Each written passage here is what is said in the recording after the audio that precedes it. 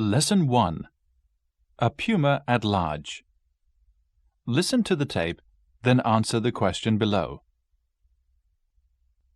Where must the puma have come from? Pumas are large, cat-like animals, which are found in America.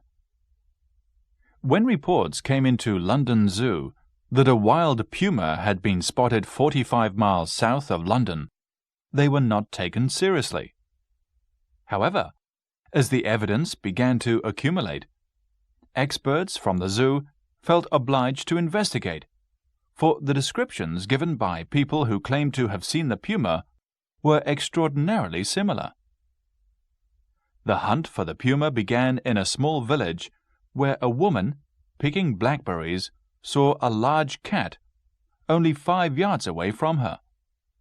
It immediately ran away when she saw it, and experts confirmed that a puma will not attack a human being unless it is cornered.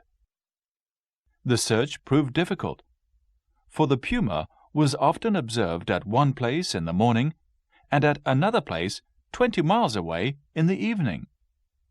Wherever it went, it left behind it a trail of dead deer and small animals like rabbits. Paw prints were seen in a number of places, and puma fur was found clinging to bushes. Several people complained of cat-like noises at night, and a businessman on a fishing trip saw the puma up a tree. The experts were now fully convinced that the animal was a puma. But where had it come from?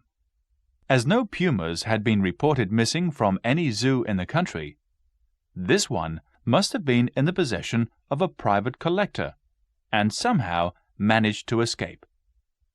The hunt went on for several weeks, but the puma was not caught.